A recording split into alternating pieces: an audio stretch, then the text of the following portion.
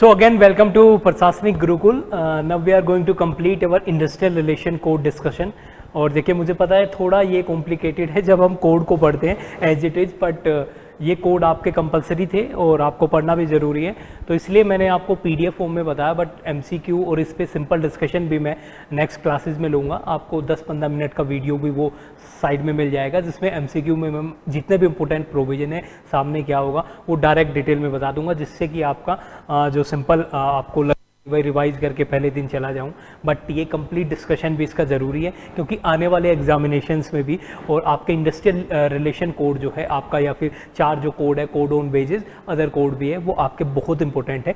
और जब ये इम्प्लीमेंट हो जाएंगे उसके बाद में तो आपको पता ही है कि एप्लीकेबिलिटी इनकी वो ज़्यादा हो जाएगी, तो जो बाकी जो एक्ट थे उनका बिल्कुल रेलिवेंस खत्म हो जाएगा जो कोडिफाई किए गए हैं. बट अभी तक एप्लीकेबिलिटी इन कोड की नहीं है, तो पुराने कोड भी आपको थोड़ा थोड़ा पढ़ के जाना पड़ेगा, जो हम नेक्स्ट वीडियो में कवर करेंगे. और वहाँ पर मैं आपको पीडीएफ में नहीं बताऊंगा, वो पर्टिकुलर एक्ट मैं आपको सीधा एमसीक्यू के बेसिस पे या फिर आपका सिंपल एक डिस्कशन उस पर दूंगा 5-10 मिनट का, ठीक है, वो क्लियर हो जाएंगे. But now we are going to complete this particular act code. और अगर मैं इंडस्ट्रियल रिलेशन कोड के सेक्शन 42 की बात करूं तो यहाँ पर अगर आप देखेंगे सेक्टर 42 क्या कह रहा है, voluntary reference of dispute to arbitration. Arbitration आपने कई बार पढ़ लिया है. आर्बिट्रेशन आप बता सकते हैं कि इस टाइप का वो अल्टरनेटिव डिस्प्यूट रेजोल्यूशन टेक्निक है, एक इस टाइप का मेथड है जिसमें हम क्या करते हैं, हम सोचते हैं कि भाई आप कोर्ट के थ्रू जाओगे तो यहाँ पे क्या होगा, आपका जो प्रोसीजर है वो बहुत लेंदी होगा, तो ऐसे हम शॉर्टकट तरीके से एक आर्बिट्रर को अपॉइंट करते हैं और वो आर्बिट्रर को ऐसा ही प्रोसेस फॉलो करेगा कैसा, जैसा कोर्ट में होता है, एविडेंस लेगा फिर अपना एक जजमेंट देगा. बट ये क्विक मेथड होगा, स्पीडी जस्टिस जो होता है, फास्ट जस्टिस है वो मिलेगा, ठीक है, फास्ट रेजोल्यूशन ऑफ डिस्प्यूट यहाँ पे होगा. सेक्शन 42 बोलता है आपका इंडस्ट्रियल रिलेशन कोड का, ये क्या कहता है, where any industrial dispute exist or is apprehended and the employer and workers agree to refer. अगर वे दोनों एग्री हो जाते, वॉलेंट्री रेफरेंस का मतलब क्या हो गया कि दोनों खुद एग्री हो रहे हैं, ठीक है, डिस्प्यूट टू आर्बिट्रेशन, और they may by a written agreement refer the dispute to arbitration and the reference shall be to such a person or persons as an arbitrator or arbitrators as may be specified in the arbitration agreement. भाई वो या तो एक written agreement बना लेते हैं या फिर वो दोनों वॉलंटरी ऐसे ही विदाउट एनी एग्रीमेंट भी वो क्या कह सकते हैं कि भाई हम आर्बिट्रेशन के थ्रू इस पर्टिकुलर जो डिस्प्यूट है उसको रिजोल्व करना चाहते हैं. तो ठीक है, उसके चीज में क्या है, where an arbitration agreement provides for a reference of dispute to an even number of arbiter, the agreement shall be provide for the appointment of another person as umpire. देखिए ऐसे केसेस में हो सकता है जो आर्बिटर्स हैं वो आपके क्या हो, वो इवन नंबर, मतलब वहाँ पे 6 आर्बिटर हो या फिर 8 हो या 10 हो, तो उस केसेस में क्या होगा, एक पर्टिकुलर अदर आप आर्बिटर को भी वहाँ पे अपॉइंट करोगे, जिससे वो किस टाइप का, एक इंडिपेंडेंट अंपायर की तरह. अंपायर का मतलब होता है यहाँ पे एक इम्पार्शियल अथॉरिटी, जो अगर वहाँ पे मान लीजिए 3-3 का डिसीजन आता है, 6 मेंबर आपने आर्बिटर ले लिए, 6 में से 3 ने कहा नो, 3 ने कहा यस, या फिर 3 ने किसी एक पर्टिकुलर पॉइंट को माना, 3 ने किसी एक पर्टिकुलर, तो यहाँ पे उस कंडीशन में आपको क्या करना पड़ेगा, एक इम्पार्शियल और कैंडिडेट लेना पड़ेगा एम्पायर के बेसिस का, ठीक है. तो यहाँ पर आपका appointment of another person as umpire who shall enter upon the reference if arbitrators are equally divided. ये जो मैंने आपको बताया, अगर वो इक्वली डिवाइडेड है ओपिनियन में तो वो पर्सन उसमें हेल्प करेगा to resolve the particular dispute, ठीक है. ये आप देख लेना, इसमें कुछ नहीं है आर्बिटर, ठीक है. तो ये कंडीशन आप बस 42 में क्या है कि आपका वॉलंटरी रेफरेंस दिया जाए, बाकी चीजें मैं आपका इसमें बाकी जो एमसीक्यू है उसमें मैं कवर करा लूँगा. अब चैप्टर 7 पे आते हैं. चैप्टर 7 बोलता है mechanism for resolution of industrial dispute. यहाँ पे मैकेनिज्म क्या है, तो मैकेनिज्म में सबसे पहले इन्होंने क्या दिया हुआ है, कॉन्सिलिएशन ऑफिसर्स दिया हुआ है. सेक्शन 42 बताता है, सेक्शन 42 क्या बोलता है कि the appropriate government may by notification appoint such number of persons as it may think fit to be conciliation officer charged with the duty of mediating in and promoting the settlement of industrial dispute. मैंने आपको क्या बोला था, conciliation क्या process है, conciliation भी alternative dispute resolution ADR जिसको बोलते हैं उसी का एक प्रोसेस है. और conciliation officer करता क्या है, conciliation officer आपका हेल्प करता है एडजुडिकेशन में. वो हेल्प करता है, वो दोनों पार्टी के पास जाता है और दोनों पार्टी एक्टिवली इंगेज होकर दोनों पार्टी को बताता है, इसके अपने रिजर्वेशन चुनता है, उसको पर्टिकुलर रिजर्वेशन को नोट करता है, इस पर्टिकुलर पार्टी के रिजर्वेशन चुनेगा, उनको नोट करेगा और उसके बाद में दोनों पार्टी को एक पर्टिकुलर सेटलमेंट की तरफ लाने में हेल्प करता है। यहाँ पे एक्टिव इन्वॉल्वमेंट होता है, यही मैंने आपको मीडिएशन एंड कंसिलिएशन में डिफरेंस भी बताया था। तो यहाँ पे जो गवर्नमेंट है वो अपॉइंट करेगी, ध्यान रखना है यहाँ पे एम्प्लॉयर नहीं कर रहा है, कभी वहाँ पे एम्प्लॉयर लगा के आ जाओ।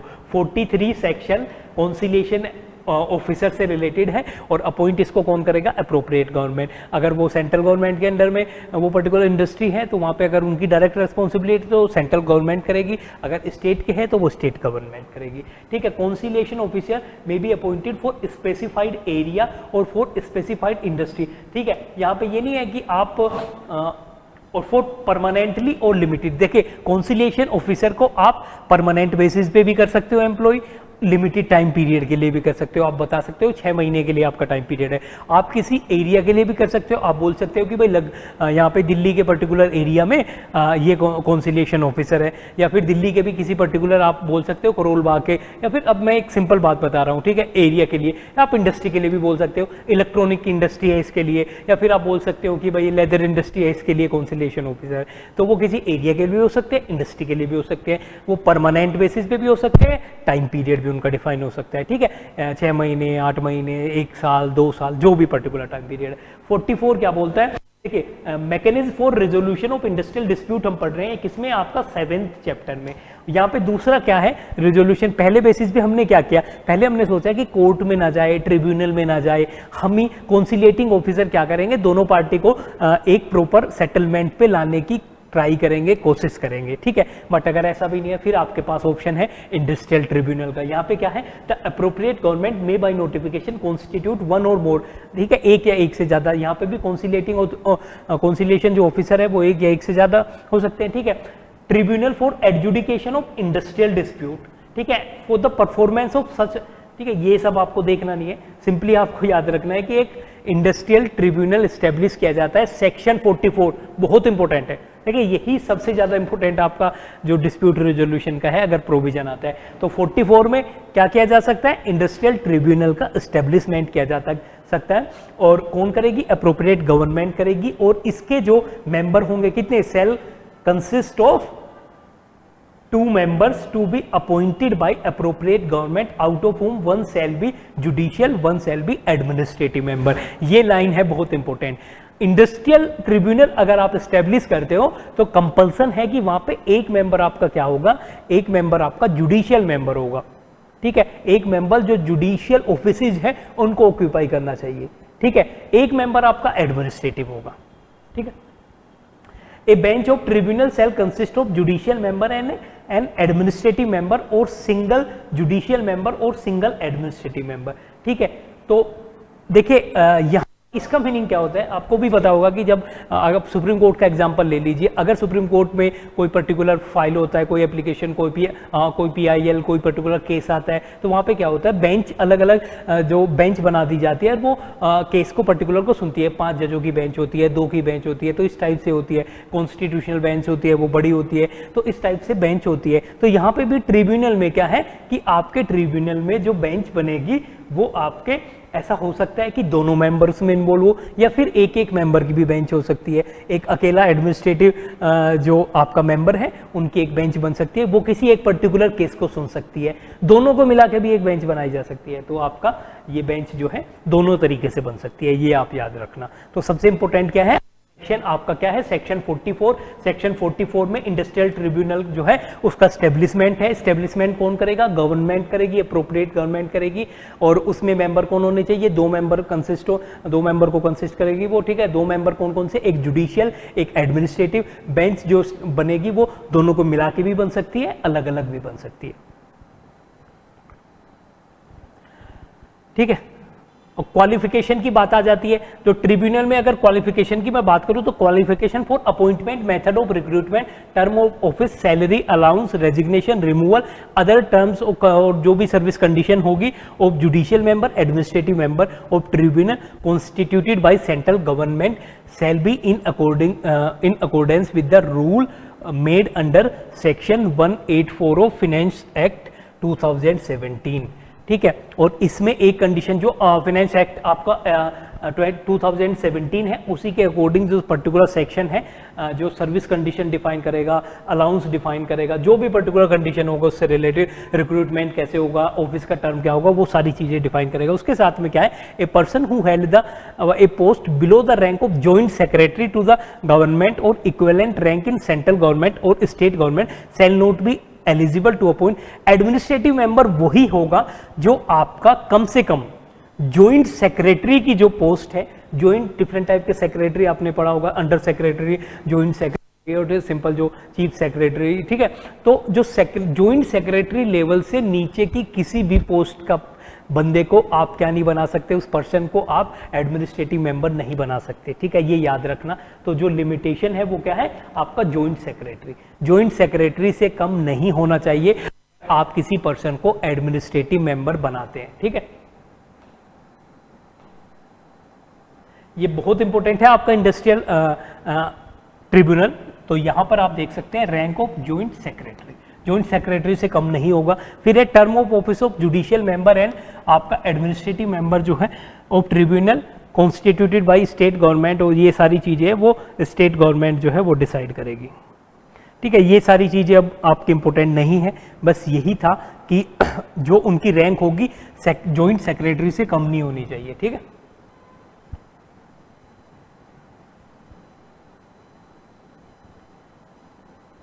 अब ये प्रोसीजर, ये सारी चीजें आप स्किप करना। नेशनल इंडस्ट्रियल ट्रिब्यूनल, ठीक है। अभी हम सिंपल ट्रिब्यूनल की बात कर रहे थे, अब आ गया आपका नेशनल इंडस्ट्रियल ट्रिब्यूनल। अब क्या है कि यहां पर नेशनल इंडस्ट्रियल ट्रिब्यूनल है तो जाहिर सी बात है सेंट्रल गवर्नमेंट का रोल आएगा, ठीक है। तो यहां पर सेंट्रल गवर्नमेंट जो है नेशनल इंडस्ट्रियल ट्रिब्यूनल, वहां पे भी एक या एक से ज्यादा हो सकते हैं। आप ये मत सोचना कि नेशनल लेवल पे है तो एक ही ट्रिब्यूनल होगा। आप देख सकते हैं one or more national industrial tribunal for the adjudication of industrial dispute, ठीक है। तो एक या एक से ज्यादा हो सकता है, ठीक है। और क्या है, ट्रिब्यूनल कंसिस्ट ऑफ, यहां पर भी आपके 2 मेंबर होंगे, जैसे आपके इंडस्ट्रियल ट्रिब्यूनल में थे, यहाँ पे आपके नेशनल इंडस्ट्रियल ट्रिब्यूनल में भी 2 मेंबर होंगे। वही आपका जैसे जुडिशियल होगा, एक आपका एडमिनिस्ट्रेटिव होगा। और जुडिशियल मेंबर क्या होगा, shall not qualified for appointment as a judicial member, अगर वो क्या ना हो, अगर वो अनलेस ही और सी इज और हैज बीन ए जज ऑफ हाई कोर्ट, कम से कम जो है वो जब तक मतलब वो जो है आपके हाई कोर्ट के जज होने चाहिए या फिर वो हाई कोर्ट के जज हो, ठीक है। तो या तो वो रिटायर्ड हो या वो आपके एग्जिस्टिंग मेंबर हो हाई कोर्ट के, ठीक है। अनलेस ही इज और हैज बीन, या तो वो हाई कोर्ट के जज रहे हो या फिर वो हाई कोर्ट के जज प्रेजेंट टाइम पे हो। ये क्वालिफिकेशन दी गई है आपके जुडिशियल मेंबर की। अब यहां पर ऐसे ही एडमिनिस्ट्रेटिव मेंबर की जो पर्टिकुलर दी गई है उसमें क्या है, या तो वो सेक्रेटरी हो या वो सेक्रेटरी रहे हो आपके गवर्नमेंट में, चाहे वो गवर्नमेंट ऑफ इंडिया की बात हो या फिर आपके स्टेट गवर्नमेंट की बात हो, ठीक है। और उनको क्या होना चाहिए, उनको एक्सपीरियंस होना चाहिए handling the labour related matters, ठीक है। ये तो एक जनरल कंडीशन है, ठीक। बस सेक्रेटरी यहाँ पे याद रखना, वहाँ पे जॉइंट सेक्रेटरी की मैंने बात की, और यहाँ पे क्या है आपके जो लो मेंबर है, जो जुडिशियल मेंबर है, वो हाई कोर्ट के जज होने चाहिए एग्जिस्टिंग या फिर वो रहे हो जज। बाकी प्रोसीजर वो सारी चीजें मैंने आपको बताई दी कैसे कैसे डिसाइड होंगी, तो उस पर नहीं जाना। 48 है आपका disqualification of members of tribunal and national industrial tribunal, ठीक है। तो वो अगर डिस्क्वालिफिकेशन की बात करें तो पहला है he is not an independent person, he has attained the age of 65, ठीक है। इंडिपेंडेंट पर्सन का तो आप सिंपली कि आप मान लीजिए कि वो जो है किसी पर्टिकुलर ऑर्गेनाइजेशन का कुछ ऐसा पार्ट हो या फिर कहीं पे वो सर्विस दे रहे हो, अगर वो ऐसा है तो वो एलिजिबल नहीं होंगे या वो डिस्क्वालीफाई हो जाएंगे, या फिर उनकी एज 65 ईयर हो गई हो। तो अगर जो इनकी एज लिमिटेशन है वो 65 है, यही कि 65 साल तक ही वो जो है मेंबर बन सकते हैं ट्रिब्यूनल का, ठीक है। Procedure, power of arbitral, conciliation officer, tribunal, and national industrial tribunal. ये पावर दी गई है 49 में, इस सेक्शन को आप याद रखना, सेक्शन 49। सेक्शन 49 क्या बोलता है कि सब्जेक्ट, ये सब चीज़ तो आप याद मत रखना। कॉन्सिलिएशन ऑफिसर की बात करते हैं। कॉन्सिलिएशन ऑफिसर जो है अथोराइज्ड है, ठीक है, in this behalf by tribunal or national green tribunal, ठीक है, for the purpose of inquiry into any existing or apprehended industrial dispute after giving reasonable notice enter the premises occupied by industrial establishment to which the dispute relate। फिर से आप इसको ध्यान देना, ये क्या कह रहा है कि conciliation officer or an official authorized in this behalf by tribunal or national industrial tribunal। देखिए conciliation officer या फिर जो ट्रिब्यूनल हमने डिस्कस किए हैं, चाहे वो इंडस्ट्रियल ट्रिब्यूनल हो या नेशनल इंडस्ट्रियल ट्रिब्यूनल हो, उनके बिहाफ पे कोई अथोराइज्ड पर्सन जो है, एक रिजनेबल टाइम पीरियड का आपको नोटिस देना पड़ेगा।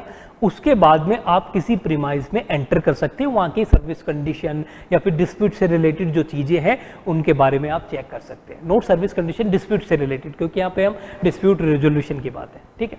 Conciliation officer tribunal and national industrial tribunal shall have the same power। देखिए जैसे ये मैंने आपको बताया था, जो सिविल प्रोसीजर कोर्ट में एक सिविल कोर्ट की पावर होती है, उसमें जो जनरल पावर है वो क्या है आपका, एनफोर्सिंग द अटेंडेंस। किसी पर्सन को आप बोल सकते हो, कंपील कर सकते हो, आप आके अपने यहाँ पे अपने बयान दर्ज कराइए, ठीक है, या फिर एविडेंस आप इस टाइप का मांग सकते हो। आप जो है कमीशन जो है issuing commission for the witness examination of witness कर सकते हो, ठीक है। अदर जो भी जनरल सिविल कोर्ट की पावर होती है वो सारी आपकी ट्रिब्यूनल, कॉन्सिलिएशन ऑफिसर को भी ट्रिब्यूनल, कॉन्सिलिएशन ऑफिसर और नेशनल इंडस्ट्रियल ट्रिब्यूनल तीनों को है, ठीक है। इसमें आप ज़्यादा मत जाना, बस इतना समझना, बाकी आप इसको स्किप करना। अब जो आपका सेक्शन 50 है, सेक्शन 50 कहता है power of tribunal industrial national industrial tribunal to give appropriate relief in case of discharge or dismissal of, ठीक है। ये जनरल पावर है, इसमें भी आपको नहीं जाना, ठीक है। उनके पास भाई ट्रिब्यूनल आपने बनाए हैं तो वो किसी ना किसी पर्टिकुलर जो केस है उसके बेसिस पे कंपनसेशन, बेनिफिट, इस टाइप की चीज़ देने के लिए वो एक तरीके से एम्पावर्ड है, ठीक। ट्रांसफर ऑफ पेंडिंग केसेस, देखिए यहाँ पर क्या है कि आपको पता है कि इससे पहले जो पर्टिकुलर जो सिस्टम था उसमें लेबर कोड का बहुत इंपॉर्टेंस था। तो यहाँ पर ये सेक्शन 51 क्या कहता है, सेक्शन 51 कहता है कि जिस भी डेट से ये आपका कोड एप्लीकेबल हो जाएगा, ये एनफोर्स हो जाएगा, उससे क्या होगा कि जो भी आपके केसेस पेंडिंग है लेबर कोर्ट में और जो ट्रिब्यूनल है आपके इंडस्ट्रियल डिस्प्यूट एक्ट 1947 के अंदर स्टैब्लिश हुए जो आपके ट्रिब्यूनल है, उनके सामने जो भी केस है shall be transfer to the tribunal having corresponding jurisdiction अंदर। भाई हमने यहाँ पे देखा इंडस्ट्रियल ट्रिब्यूनल बने, नेशनल इंडस्ट्रियल ट्रिब्यूनल का भी प्रोविजन है, ठीक है, कॉन्सिलिएशन ऑफिसर का भी आपका प्रोविजन है। तो इससे पहले जो भी पेंडिंग केस आपके लेबर कोर्ट में होंगे, इंडस्ट्रियल ट्रिब्यूनल में होंगे, कोरेस्पोंडिंग आपके ट्रिब्यूनल या फिर जिस भी पर्टिकुलर अथॉरिटी है उसके सामने वे केस ट्रांसफर हो जाएंगे। तो 51 वो बोलता है आपके लिए जरूरी नहीं है, एक जनरल सी बात है। Adjudication of services of presiding officer under the repealed act, ये आप छोड़िए, इसमें भी कुछ नहीं करना। Conciliation and adjudication of dispute, ठीक है। देखिए ये सेक्शन 53 आप देख लीजिए कि where any industrial dispute exist or is apprehended or notice under section 62 has been given, the conciliation officer shall hold conciliation proceeding in such a manner as may be prescribed, provided that conciliation officer shall not hold any such proceeding related to industrial dispute after 2 years from the date of such industrial dispute. ये है सबसे important आपका conciliation officer के सामने, जो conciliation officer के सामने dispute आएंगे यहाँ पे सिंपली गिवन है कि कॉन्सिलिएशन ऑफिसर प्रोसीडिंग किस केस में कर सकता है, जहां पर आपका वो डिस्प्यूट कब तक हो, आपका पिछले 2 साल के अंदर अंदर आया हो, अंदर अंदर हुआ हो। पर्टिकुलर केस किस साल का होना चाहिए, विद इन 2 years। अगर आप कह रहे हैं कि 5 साल पहले का केस है, क्या कॉन्सिलिएशन ऑफिसर उसमें पर्टिकुलर प्रोसीडिंग स्टार्ट कर सकते हैं? नहीं कर सकते हैं। कब करेंगे, जब वो आपका विद इन 2 years हो, ठीक है।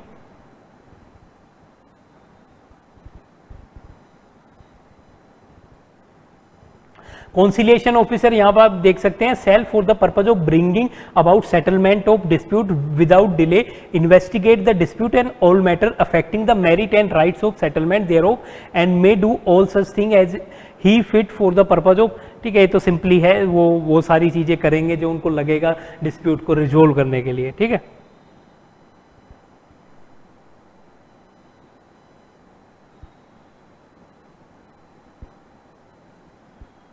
यहां पर एक और इंपॉर्टेंट इंफॉर्मेशन है कि कॉन्सिलिएशन ऑफिसर ने प्रोसीडिंग स्टार्ट कर दी। जो भी उनका पर्टिकुलर जो भी वो रिपोर्ट सबमिट करेंगे, तो वो रिपोर्ट किसको रिपोर्ट करेंगे, वो कंसर्न पार्टी को और अप्रोप्रिएट गवर्नमेंट को within 45 days of commencement of conciliation proceeding or within such shorter period as may be fixed. हो सकता है अप्रोप्रिएट गवर्नमेंट जो है इसके लिए एक प्रोसीजर डिफाइन कर दे 30 दिन 40 दिन, पर जो हमारा एक्ट बोलता है वो क्या कह रहा है कि आपको 45 डेज के अंदर एक रिपोर्ट सबमिट करनी पड़ेगी। और वो रिपोर्ट आप किस किस को सबमिट करेंगे, रिपोर्ट आप सबमिट करोगे किसको, कंसर्न पार्टीज को और आपकी जो भी गवर्नमेंट है।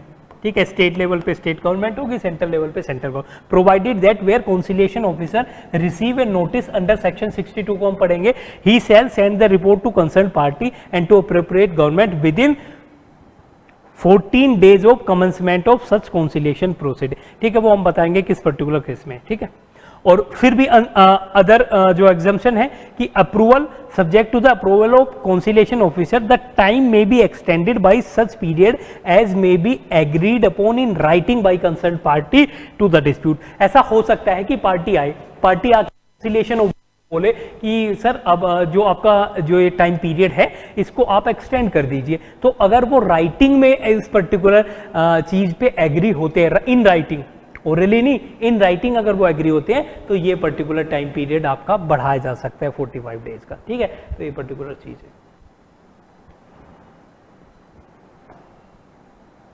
अब 54 भी आप स्किप करिए, रेफरेंस एंड फंक्शन। देखिए, references and functions of national industrial tribunal है, सिंपल जो फंक्शन होते हैं वो रिजोल्यूशन ऑफ डिस्प्यूट ही रहेगा, इसमें कुछ नहीं है।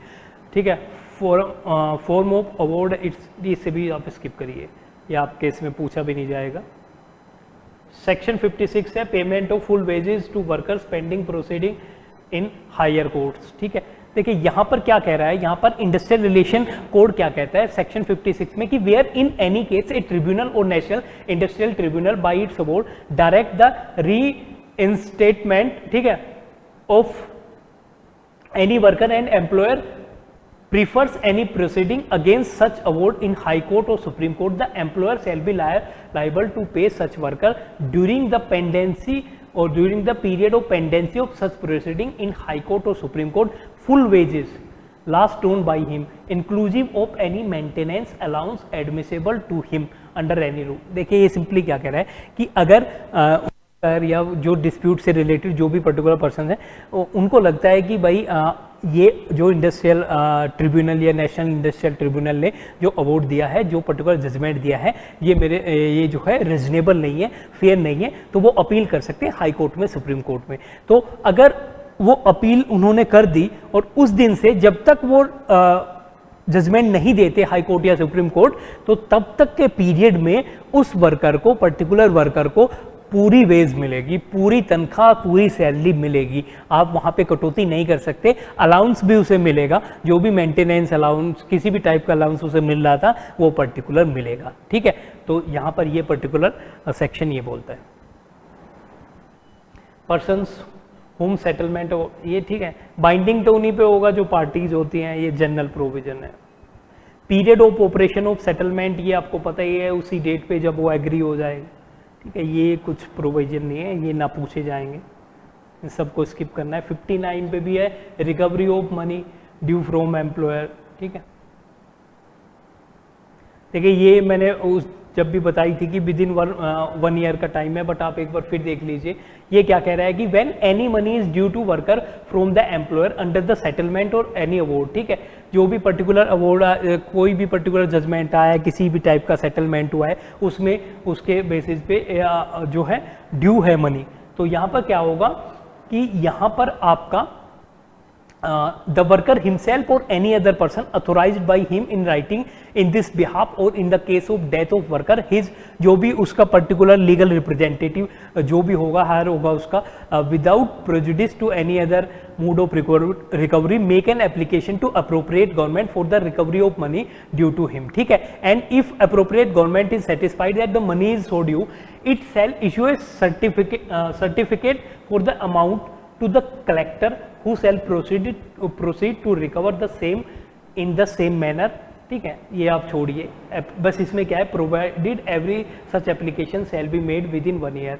ठीक है, यहाँ पे क्या है कि देखिए ऐसा हो सकता है कि कोई सेटलमेंट आया, कोई ऐसा पर्टिकुलर जजमेंट आया जिसमें वर्कर एम्प्लॉयर को बोला गया कि भाई आपको ये पर्टिकुलर अमाउंट देना है, और वर्कर ने 50,000 था, उस 25,000 दे दिया, 25,000 दे दिया, उसमें से 25,000 ड्यू है. तो वो जो पर्टिकुलर वर्कर है अप्रोप्रिएट गवर्नमेंट पे क्या करेगा, वहाँ पे एक एप्लीकेशन देगा, बोलेगा कि भाई इस एम्प्लॉयर के ये ऐसा ऐसा मेरा पैसा है. तो वहाँ पर जो गवर्नमेंट है वो एक सर्टिफिकेट जो है जारी करेगी और उसके थ्रू एम्प्लॉयर से लिया जाएगा. बट वो किस में, वो एप्लीकेशन आपको 1 साल के अंदर देनी पड़ेगी.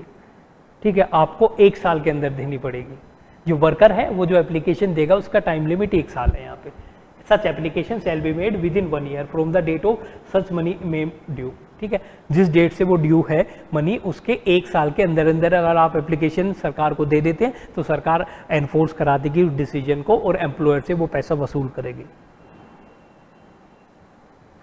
सेक्शन 60 है commencement and conclusion of proceeding. ठीक है, ये आप छोड़िए, कुछ नहीं है. Certain matters to be kept confidential, इसमें भी कुछ नहीं है.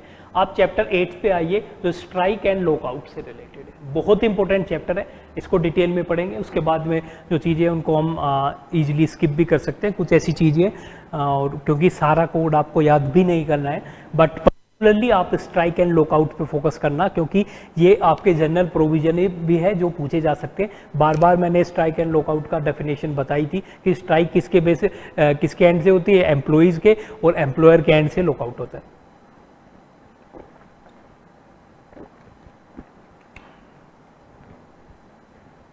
अब स्ट्राइक में आप यहाँ सेक्शन 62 है, ये क्या करता है, ये प्रोहिबिट करता है स्ट्राइक एंड लॉकआउट को. अब वो कंडीशंस यहाँ पे दी गई है कि no person employed in any industrial establishment shall go on strike in the breach of contract. भाई आप जो है स्ट्राइक पे नहीं जा सकते. किस केस में नहीं जा सकते हैं और क्या आपको छूट दी गई है, क्या आपको राइट है स्ट्राइक के रेस्पेक्ट में, 62 बताता है. पहली चीज वो क्या कहता है कि अगर आप स्ट्राइक पे जाना चाहते हो तो आपको क्या करना पड़ेगा, आपको एक नोटिस देना पड़ेगा. कितना दिन पहले, 60 डेज. भाई आप स्ट्राइक पे जा रहे हो, 60 दिन पहले नोटिस दो तब जाओ. दूसरा, आप 14, ये क्या है, 14 डेज ऑफ गिविंग सर. ठीक है, आप अगर यहां पर 60 डेज है, फिर क्या बोला है, with in 14 days of giving such notice. ठीक है, आपको मान लिया, देखिए ये एक क्या है कि एक ऐसा प्रोविजन है जो काफ़ी कंफ्यूजिंग भी है, और इसने जो आपका एक राइट, देखिए स्ट्राइक राइट नहीं है इंडिया में, मैंने आपको पहले भी बताया कि फंडामेंटल राइट तो बिल्कुल नहीं है, बट हाँ लीगल राइट कुछ एक्सटेंट तक आपका स्ट्राइक है, वो भी विद इन सर्टेन लिमिटेशंस. ठीक है, कुछ लिमिटेशन के अंदर. यहाँ पे ये बोल रहा है कि 60 दिन के अंदर आपको स्ट्राइक का नोटिस देना पड़ेगा. फिर ये बोल रहा है कि 14 डेज ऑफ गिविंग, आपने नोटिस दिया, उसके आप 14 डेज के अंदर तो नहीं जा सकते. ठीक है, विद इन 14 डेज. अब आपने एक नोटिस दे दिया कि हमें पर्टिकुलर पीरियड पे जा रहे हैं, उसके 14 डेज में नहीं जाएंगे. फिर ये क्या कह रहा है, before the expiry of date of strike specified, आपने बोला उस डेट को हमें जाना है तो उससे पहले नहीं जाएंगे. During the pendency of any conciliation proceeding, ऐसा हो सकता है आपका डिस्प्यूट हुआ और आप वो जो प्रोसीडिंग है वो चल रही है कॉन्सिलिएशन ऑफिसर के सामने, उस पीरियड में नहीं जा सकते. 7 days after conclusion of that conciliation officer ने अपना जो रिपोर्ट है वो सबमिट, उसके 7 दिन बाद तक नहीं जा सकते. फिर ये कह रहा है during the pendency of proceeding before tribunal, के सामने अगर है तब नहीं जा सकते, 60 डेज आफ्टर नहीं जा सकते, during the pendency of arbitration proceeding before arbitrator, या फिर 60 जब उसने अपना जजमेंट दे दिया उसके 60 दिन बाद तक नहीं जा सकते, during any period in which settlement और अवॉर्ड इज इन ऑपरेशन और इन रेस्पेक्ट टू। तो अगर कोई सेटलमेंट आया, कोई अवॉर्ड आया तो और वो आपका जो है एप्लीकेबल एनफोर्स्ड हो गया है, तो जब तक वो एनफोर्स्ड है तब तक उस पर्टिकुलर पीरियड में नहीं। तो एक तरीके से ये सबसे बड़ा रिजर्वेशन आया है इंडस्ट्रियल रिलेशन कोड में कि आपने एक तरीके से जो स्ट्राइक पे जो एक लिमिटेड राइट था उसको लिमिटेड से बिल्कुल मतलब नेग्लिजिबल राइट बना दिया है। ठीक है, अब जो है आप स्ट्राइक करने जाएंगे तो आप ये सारी चीज़ों को ध्यान रखना पड़ेगा। ठीक है, इनफॉर्मल वे में देखिए बहुत सारी चीज़ें हो सकती है, बट फॉर्मली ये कोड जब है तो ये प्रोहिबिट करता है इस टाइप, अगर इस पीरियड से अलग आप स्ट्राइक पे जा रहे हो। ठीक है, और 60 डेज का तो नोटिस ही जो है काफ़ी एक अगर लेबर राइट की बात करें तो उसके अगेंस्ट एक पर्टिकुलर चैलेंज है, जो भी पर्टिकुलर ट्रेड यूनियन है उनके अगेंस्ट भी एक उनके ऊपर भी एक चैलेंज है, उनके अगेंस्ट भी एक चैलेंज है जब हम 60 डेज की बात करते हैं। तो स्ट्राइक आप देखिए इस पीरियड में नहीं जा सकते। जनरल आप याद रखना कि हमें नोटिस देना पड़ेगा 60 दिन पहले, ये याद रखना है आपको। अब लॉकआउट की बात है, मैंने आपको बताया था ये एम्प्लॉयर करता है। अब वो भी क्या नहीं कर सकता, वो लॉकआउट नोटिस जारी नहीं नोटिस नहीं दे सकता या पर्टिकुलर लॉकआउट नहीं कर सकता। क्यों? ये कंडीशन है without giving them A notice of lockout. अब वो क्या है, वो भी आपका 60 डेज है, सेम कंडीशन है। लॉकआउट में स्ट्राइक में सेम कंडीशन है, 60 डेज का नोटिस देगा तभी वो कर सकता है, और बाकी कंडीशन भी सेम है। कॉन्सिलिएशन ऑफिसर के सामने प्रोसीडिंग है नहीं कर सकता है, उसके 7 दिन बाद तक नहीं कर सकता है। अगर ट्रिब्यूनल ने केस किया उसके 60 और सुनना है पेंडेंसी है तब नहीं कर सकता है, ट्रिब्यूनल के जजमेंट के 60 डेज बाद नहीं कर सकता है। तो ऐसे वो पर्टिकुलर कंडीशन 60 डेज की है, कॉन्सिलिएशन ऑफिसर वाले में 7 दिन की है, और 60 डेज का आपको नोटिस देना पड़ेगा पहले, 60 डेज पहले आपको नोटिस देना पड़ेगा कि आप स्टेट से जा रहे हैं। तो ये दोनों कंडीशन आप याद रखना, दोनों में सेम है। सेक्शन 62 में lockout and strike, 63 illegal strike. ये क्या कहता है कि ए स्ट्राइक और लॉकआउट शैल बी इलीगल कब होगा, इफ इट इज कमेंस्ड और डिक्लेयर्ड। जो आपका सेक्शन 62 में जो भी प्रोविजन है अगर उसका वॉयलेशन कहीं पे भी हो रहा है तो वो इलीगल डिक्लेयर की जाएगी। ठीक है,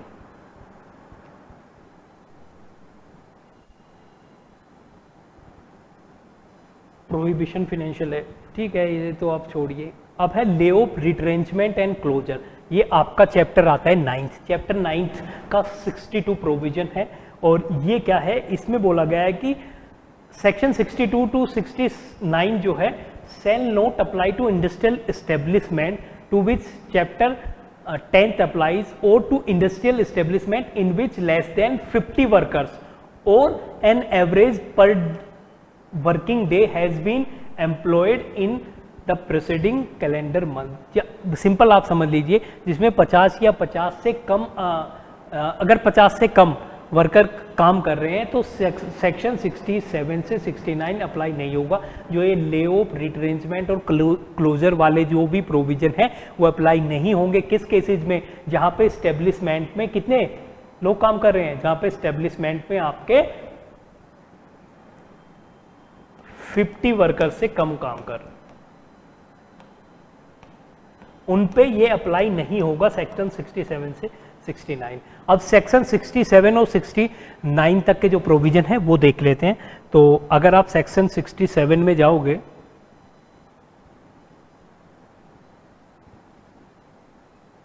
सॉरी 67 कहता है right of workers laid off for compensation. ठीक है, ऐसे वर्कर जिनको लेड ऑफ कर दिया गया है उनके राइट्स क्या है। तो सेक्शन 67 कहेगा whenever a worker whose name is borne on the muster roll, मैंने आपको पहले भी बताया था ये अटेंडेंस रजिस्टर होता है, of an establishment and who has completed not less than 1 year in the 1 year of continuous service under the employer is laid off whether continuously or या किसी इंटरमीडिएट टाइम पीरियड के लिए, किसी temporary time period के लिए, ही और C shall be paid by employer for all days during such laid off, ठीक है, except for such weekly holiday.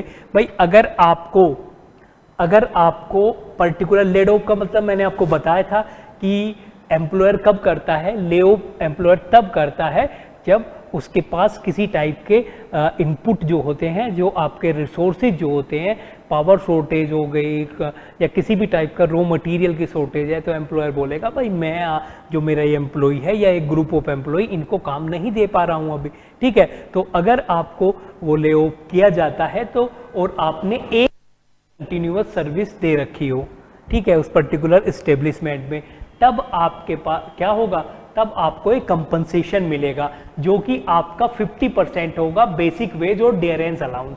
तो बेसिक वेज और डियरेंस अलाउंस जो आपको मिलता है उसका 50% उस एम्प्लॉयर को पे करना ही पड़ेगा। अब ये दूसरा क्या बता रहा है, provided that if during any period of 12 month a worker is so laid off for more than, ठीक है, more than 45 days, no such compensation shall be payable in respect to any period of layoff after the expiry of first 45 days if there is an agreement to that effect between। अगर वहाँ पे कोई agreement है उस effect में और वहाँ पर वो पर्टिकुलरली 45 डेज से ज़्यादा लेड ऑफ किया गया है, ठीक है, उस पर्टिकुलर एम्प्लॉय को, तब कोई कंपनसेशन पेबल नहीं होगा, ये ध्यान रखना आप। बट जनरल कंडीशन में क्या होगा कि वर्कर का राइट है, आपने 1 साल सर्विस कर ली किसी ऑर्गेनाइजेशन में, आपने मान लिया कोई ए पर्सन है और उसने जो है किसी पर्टिकुलर ऑर्गेनाइजेशन में काम किया, किसी पर्टिकुलर ऑर्गेनाइजेशन में उसमें काम किया 1 साल तक, 1 साल 1 ईयर तक उसने काम किया। 1 ईयर के बाद में जो एम्प्लॉयर है उसने ए को लेड ऑफ कर दिया,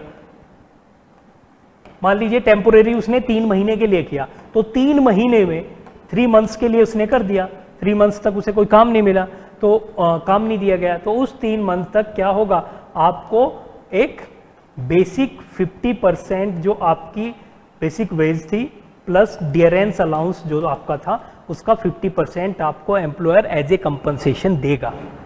ये सेक्शन 67 बोलता है। और ये किस पे एप्लीकेबल है, सिर्फ ऐसे इस्टेब्लिशमेंट में जिसमें 50 से ज़्यादा ही वर्कर हो, 50 से कम नहीं होने चाहिए, ठीक।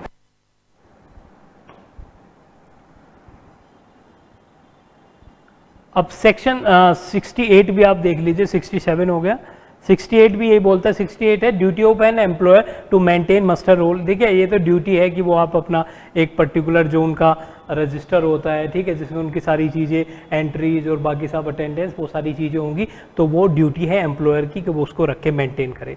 फिर क्या है section 69, no compensation shall be paid to a worker who has been laid off, ठीक है। वर्कर नोट, कुछ ऐसे केसेज है जिसमें वर्कर को कंपनसेशन नहीं मिलेगा, वो क्या है, if he refuses to accept any alternate. भाई हो सकता है कि आपका एम्प्लॉयर जो है वो आपको बोल रहा है कि जैसे बोल देते हैं बहुत बार, आपका वर्किंग कंडीशन सही नहीं है, आपकी एफिशिएंसी सही नहीं आ रही है, आपको कुछ इशू हो रहे हैं, तो वो बोलेगा भाई आप एचआर डिपार्टमेंट में से हट के यहाँ पे सेल्स डिपार्टमेंट में चले जाइए, आप सेल्स से हट के कंटेंट राइटर के डिपार्टमेंट में चले जाइए। ऐसे वो आपकी सर्विस कंडीशन चेंज करना चाहे और आप उसे एक्सेप्ट नहीं कर रहे हो, उस केस में आप नहीं कह सकते कि हमें कंपनसेशन मिलेगा, ठीक है। तो अगर वो आपको कोई और काम दे रहा है तो उसमें आप यहाँ पे कंपनसेशन आपका राइट नहीं होगा, ठीक है। दूसरा क्या है, if he does not present himself for the work at the establishment at the appointed time during the normal, अगर भाई एटलीस्ट जो है 1 डे, ठीक है, तो अगर वो अपने को दिन में एक बार भी जो उसका अपॉइंटेड जो टाइम है, प्रिस्क्राइब टाइम है,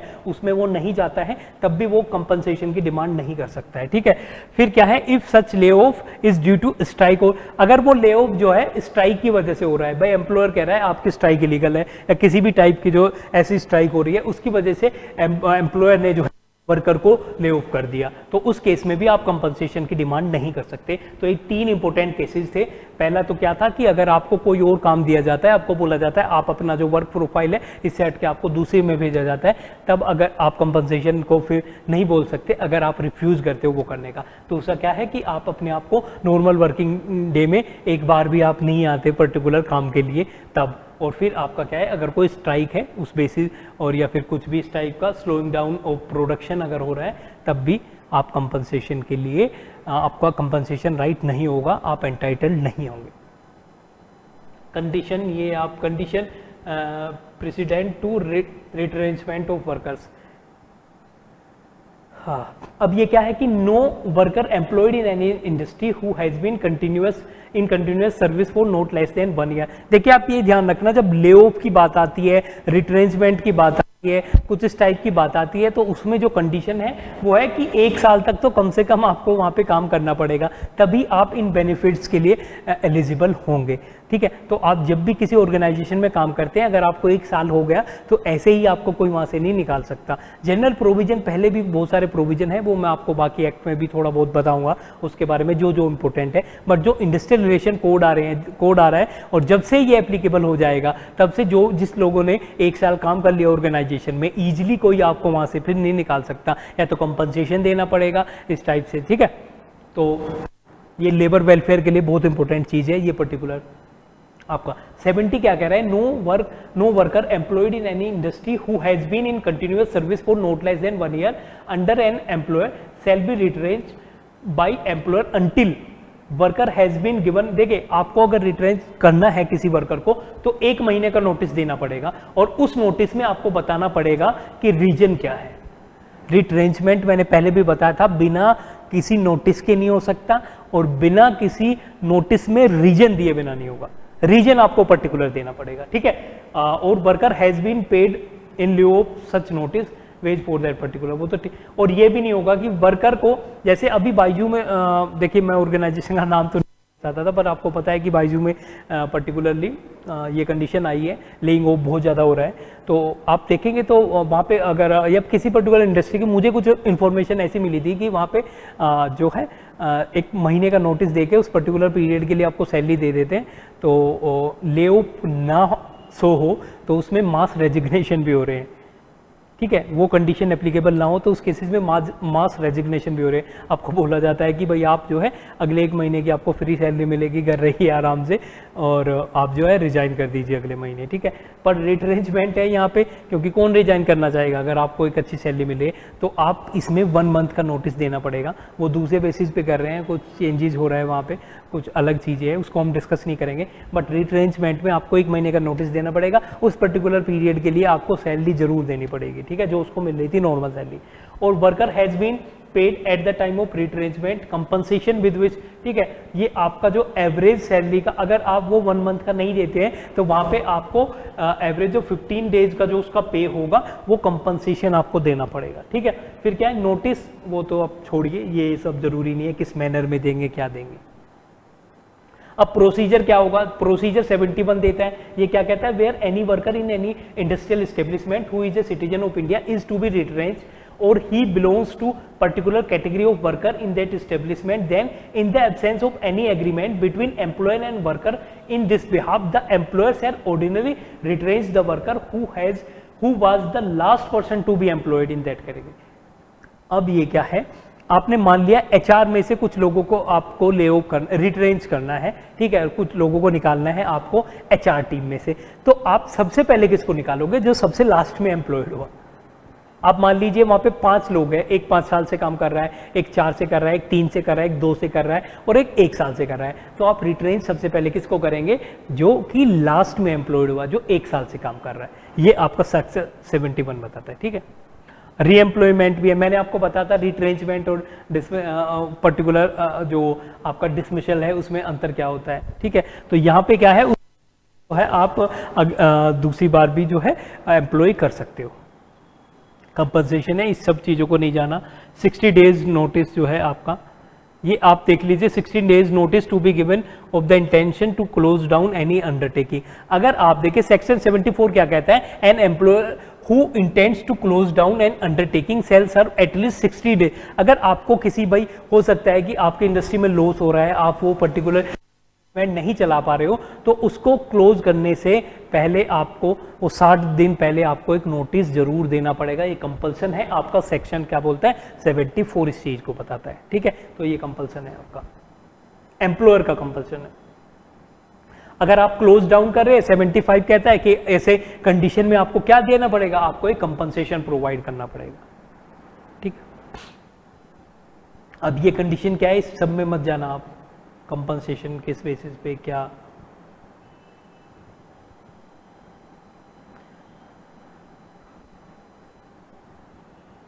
ये आप चैप्टर 10th आप छोड़िए, इसको मैं एमसीक्यू में कवर करा दूंगा। ले ऑफ, रिट्रेंचमेंट, क्लोजर का जो एस्टेब्लिशमेंट है, स्पेशल प्रोविजन जो है, ठीक है।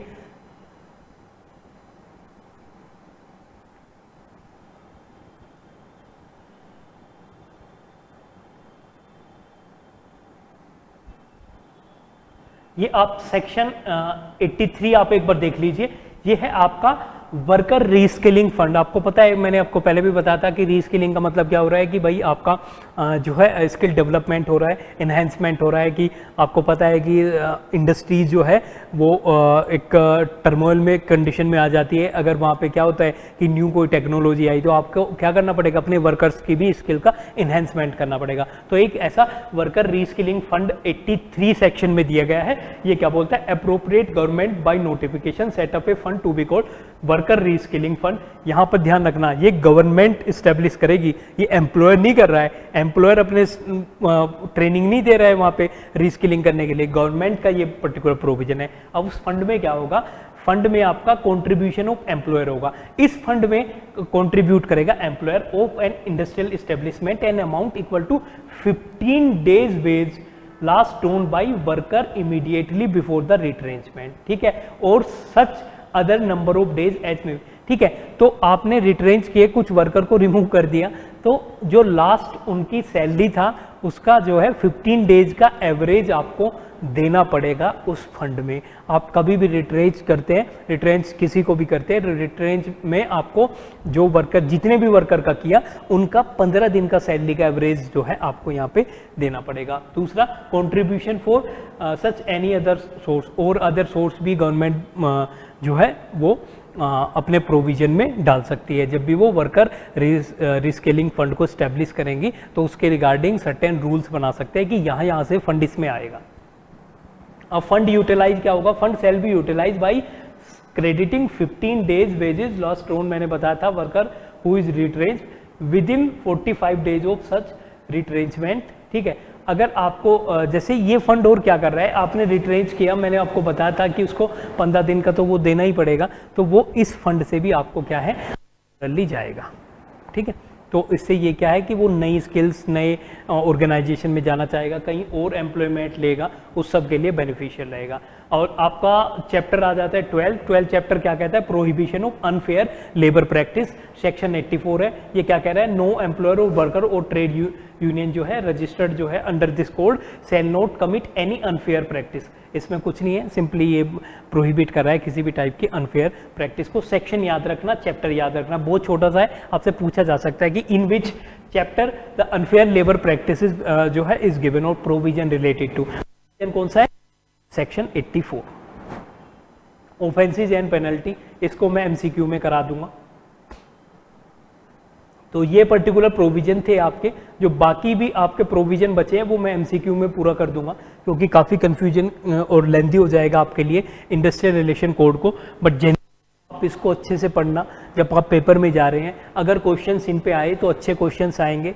और एमसीक्यू आप जरूर देखना, उस एमसीक्यू में आपका पूरा रिवीजन हो जाएगा। और जो आगे के कोड हैं उनको मैं थोड़ा शॉर्ट में कवर करूंगा, बट आपको दोनों कोड पढ़ के समझ में आ गया होगा कहाँ कहाँ पे हमको फोकस करना है और किन किन चीज़ों पे हमको जाना है। और जब एग्जामिनेशन से पहले जाएंगे तो सारे जो हमारे एमसीक्यू के वीडियो रहेंगे उनको जरूर देख के जाना। एक एक प्रोविजन में उसमें से जो भी इंपॉर्टेंट आपके एग्जामिनेशन से रिलेटेड है वो सारे कवर्ड रहेंगे, ठीक है। So thank you so much.